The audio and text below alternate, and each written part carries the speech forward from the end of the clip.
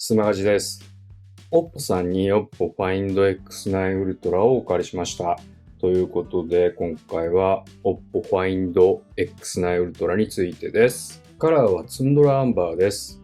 また、ハッセルブラッドアースエクスプローラーキットもお借りしたので、そちらも簡単に紹介したいと思ってます。簡単に同梱物を紹介しておくと、USB-C ケーブルと新品と電源アダプターがあります。あと、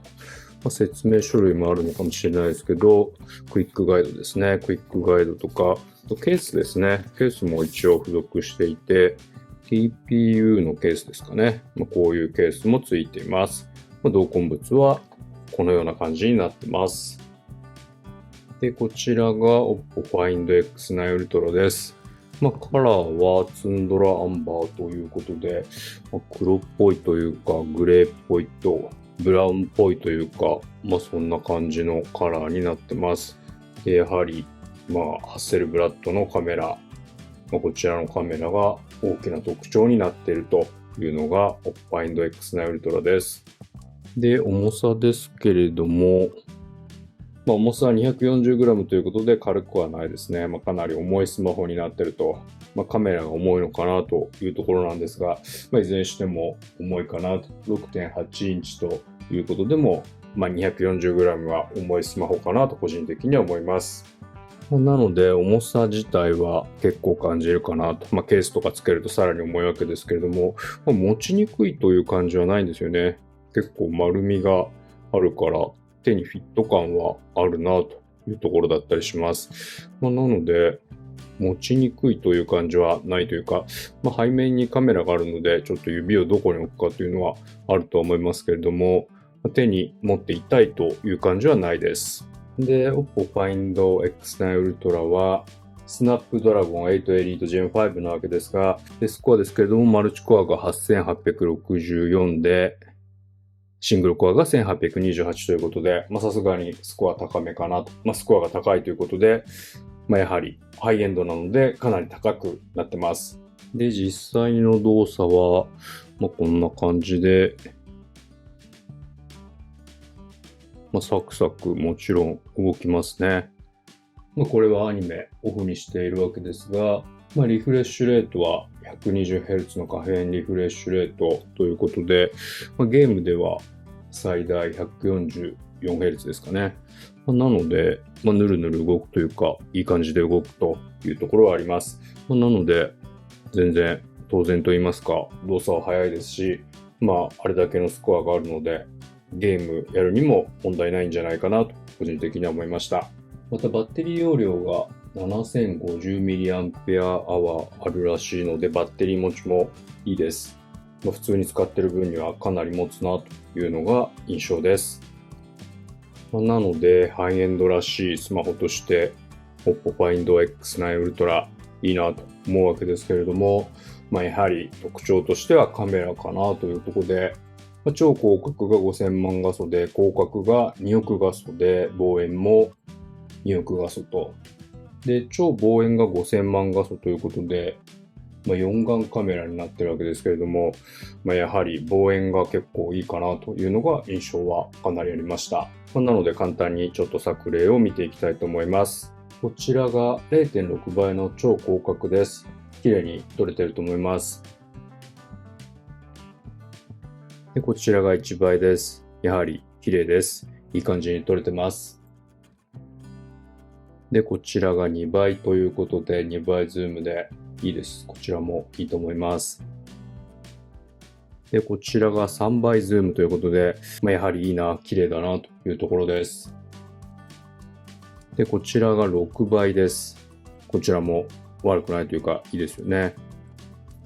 で、こちらが10倍ズームです。光学10倍ズームらしいので、ここまでいい感じに撮れてると綺麗だなというところです。で、こちらが20倍ズームです。20倍ズームも悪くないというか、いい感じに撮れてるのかなというところです。で、こちらが30倍ズームです。30倍ズームもいいなと、よく撮れてると個人的には思います。で、こちらが60倍ズームです。こちらも悪くないというか、綺麗に撮れてるかなというところなので、60倍ズームまでであればいいのかなと。なので、ズーム結構強いという印象があります。で、こちらは120倍ズーム、最大の120倍ズームで、さすがにちょっとぼやけてるというか、ピント合わせるのもなかなか難しいというか、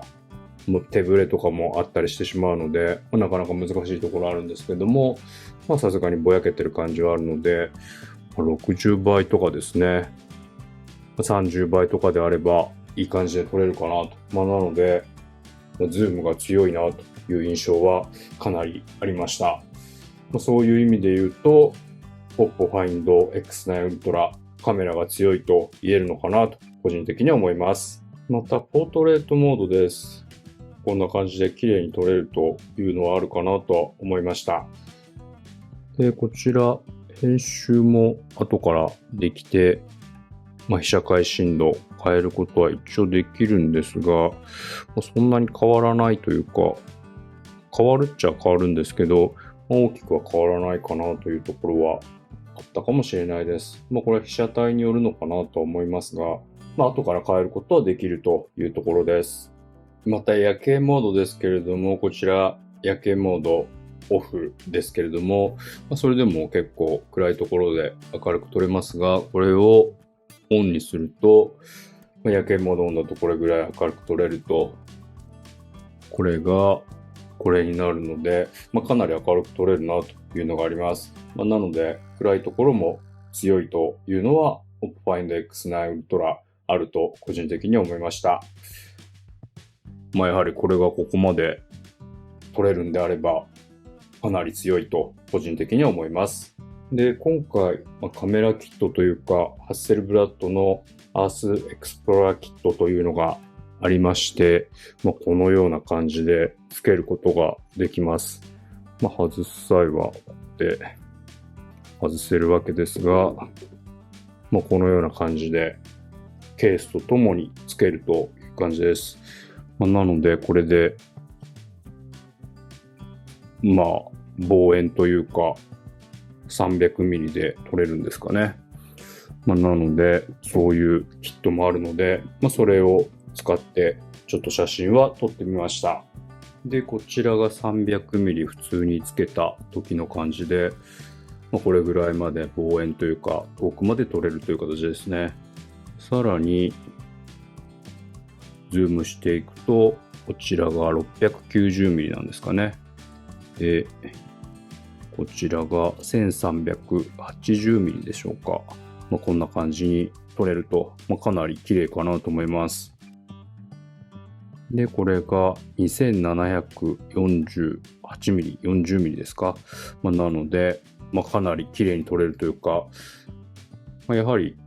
元が同じなので、それにレンズをつけてる形なので、先ほどのだと60倍ズームに合わせた感じだと、結構綺麗に撮れるかなというところです。そのまま使うよりは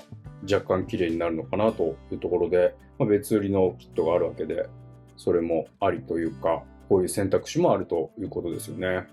ということで、Oppo Find X9 Ultra なんですが、Amazon だと価格が25万円ほどということで、さすがに安くはないです。なので、よほどカメラにこだわりたいと、スマホのカメラこだわりたい、ズームにこだわりたいっていう人には、このぐらいの価格を出すと、先ほどの感じというか、60倍ズームまで結構綺麗に撮れるのかなというところです。現時点でかなり強いスマホのカメラになってるかなと、個人的には思いました。なので、価格を許容できるかどうかというのはあるのかなと。かなり高いスマホ、ハイエンドの中でも、さらに上という感じの価格帯になっているので、この価格をどう考えるかかなというところです。ということで、Oppo Find X9 Ultra 短期間使ってみたんですけれども、やはりカメラが強いスマホだなと。特に望遠が強いと感じました。なので、望遠が強いスマホが欲しいという人にとっては、選択肢の一つとしてありなんじゃないかと思います。あとは価格が許容できるかどうかというところで、Amazon であれば若干安いので、Amazon へのリンクは説明に貼っておくので、欲しい方はそちらから購入してもらえればと思うんですが、価格が許容できるかどうかかなというところです。あとそれだけではなくて、ベンチマークスコア、動作速度なども速いので、サクサク動きます。そういうところいいなと思う人には、Oppo Find X9 Ultra ありだと思います。ということで、カメラの強いスマホ、サクサク動く、ベンチマークスコアの高いスマホが欲しい方には、Oppo Find X9 Ultra いいですね。ということで今回は Oppo Find X9 Ultra の短期間使っての感想などについてでした。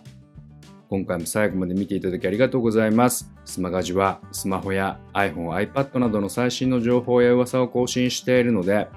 YouTube のチャンネル登録もどうぞ。